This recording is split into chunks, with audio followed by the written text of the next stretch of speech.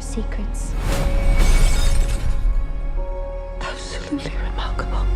Welcome to MsMojo, and today we're pulling back the curtain on our picks for the ways Wicked Part 1 pays homage to The Wizard of Oz. If you haven't seen the movie yet or don't know how the musical plays out, this is your spoiler warning. It's good to see me, isn't it?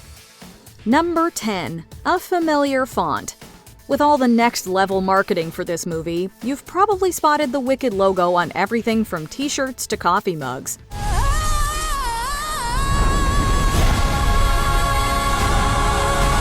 Yet for the movie itself, they opted for a totally different font. It's a small, subtle change, but a genius nod to where it all started. Yep, it's the same style used in the Wizard of Oz title card.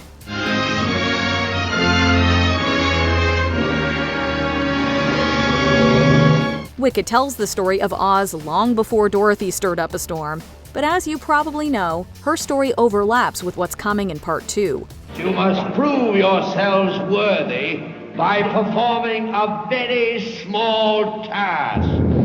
Bring me the broomstick of the Witch of the West. The to-be-continued card at the end of Part 1 also uses that same font, tying the past and future together in one perfect little detail. Number 9. The Mustache Man. As Elphaba gets ready to board the train to the Emerald City, Glinda, now Glinda, keeps referring to the train conductor by his mustache.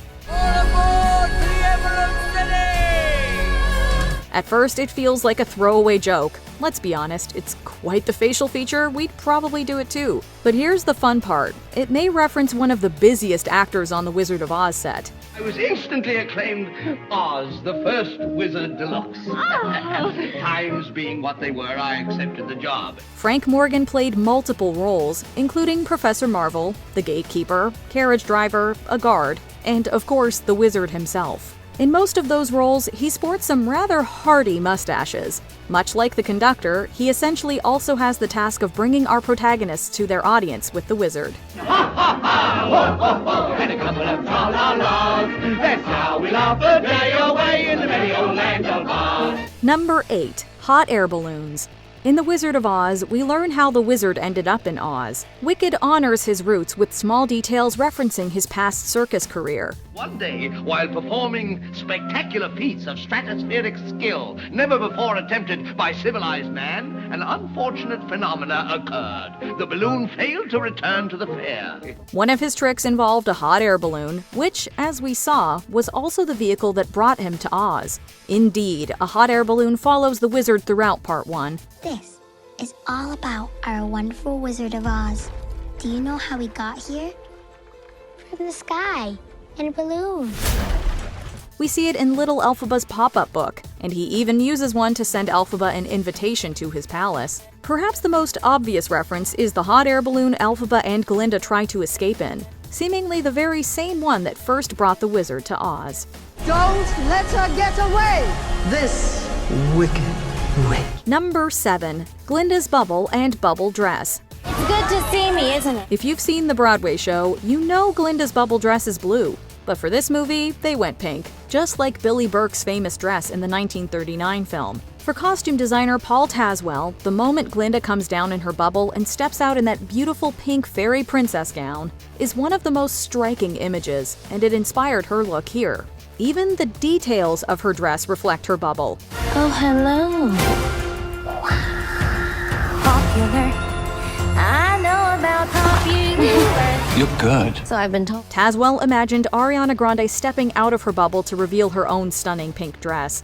It's a beautiful modern take on the classic gown that would probably even make Burke's Glinda a little envious. If there are no further questions, I'm gonna go.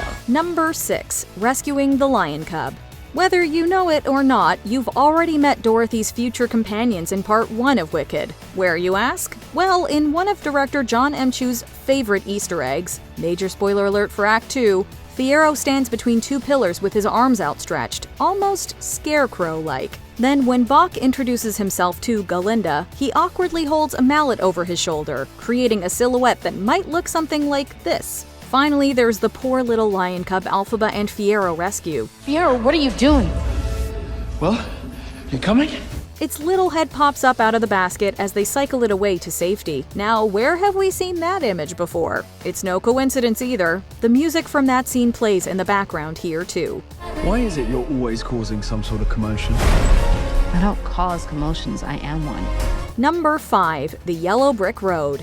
We've talked about how Wicked follows the Yellow Brick Road from the 1939 movie, so it's only right to mention the actual road. Follow the yellow brick road. Follow the yellow brick road. Follow the yellow brick road.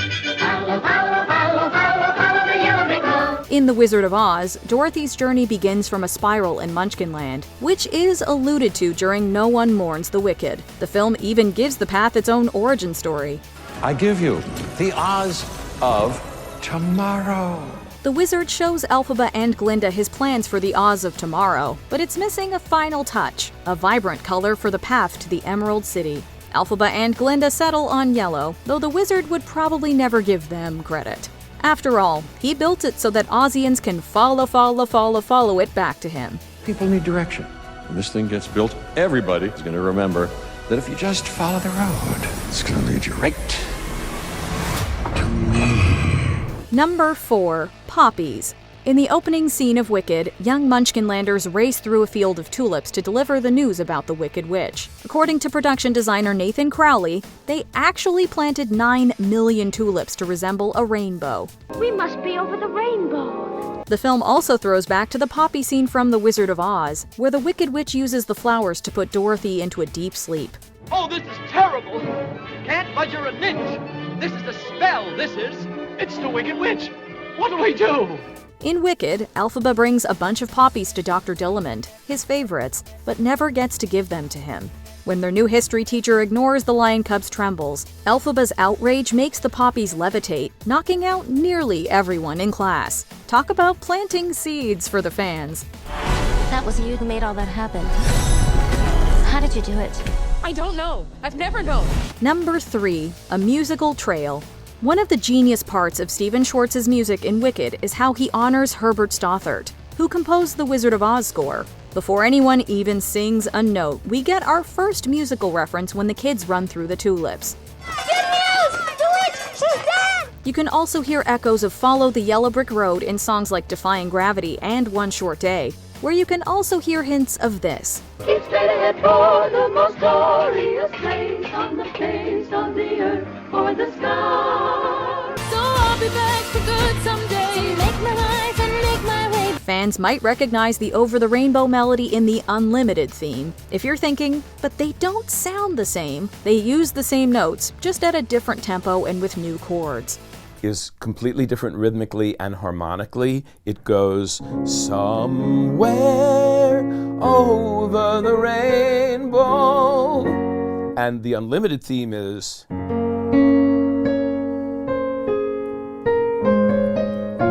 It goes one step further in the Wizard and I scene, with an actual rainbow and bluebirds flying.